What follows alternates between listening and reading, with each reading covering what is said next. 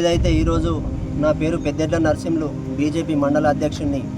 MLA గారి దౌర్జన్యం అంతా ఇంత కాదు. జిల్లా అధికారులను పంచాయతీ ఆఫీసర్లను వాడుకుంటా నాకు పర్మిషన్ ఇచ్చిర్రు. ఇగో పర్మిషన్ కాపీ ప్రోగ్రెస్ ఉన్నది వరకు. అదేవిధంగా ఆన్లైన్లో సబ్ రిజిస్టర్లో రిజిస్ట్రేషన్ చేసుకున్న ప్లాట్ అది.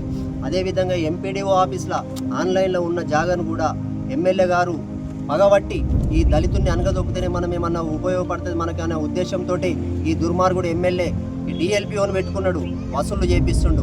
నాకు ఒకసారి 10 ఆడండి సార్, నా ఇమానంగా నా పిల్లల మీద ఒట్టేసి చెప్తున్నా సార్, నాకు టార్గెట్ ఉంది సార్, 3 లక్షల టార్గెట్ అని చెప్పిండు.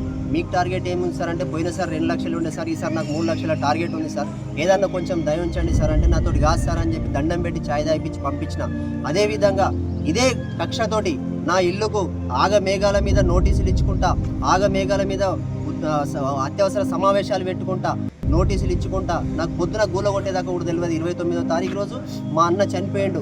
నేను దినాలకు పోయి రాత్రి వచ్చినాక నాకు రాత్రి ఈ విషయం తెలిసిన విషయం వాస్తవము. అదే ఎంపీడీఓను వాడుకుంటుండు, ఎంపీడీఓను వీడికి రానిస్తలేడు. అప్పుడు పర్మిషన్ ఇచ్చింది ఇదే డిఎల్పిఓ, అప్పుడు పర్మిషన్ ఇచ్చింది ఇదే ఎంపీఓ. వీళ్ళకి బుద్ధి ఉండాలి కదా ఆపడానికి, వీళ్ళకి ఆపచ్చు కదా. నాకు ఎందుకు అట్లా చేస్తుర్రు, నా ఇంటి ఎందుకు పడుతుర్రు, నాకు పై అధికారులు లేరా, నాకు జిల్లా నాయకులు లేరా? పోలీస్ పహారాల 50 మంది 100 మంది పోలీసు వాళ్ళు గేటుకు శివనగర్ నుంచి 5 కిలోమీటర్ల దూరం పోలీసు వాళ్ళని పెట్టిర్రు. అక్కడికి వచ్చే నాయకులను పరామర్శించడానికి కూడా రానియలేరు.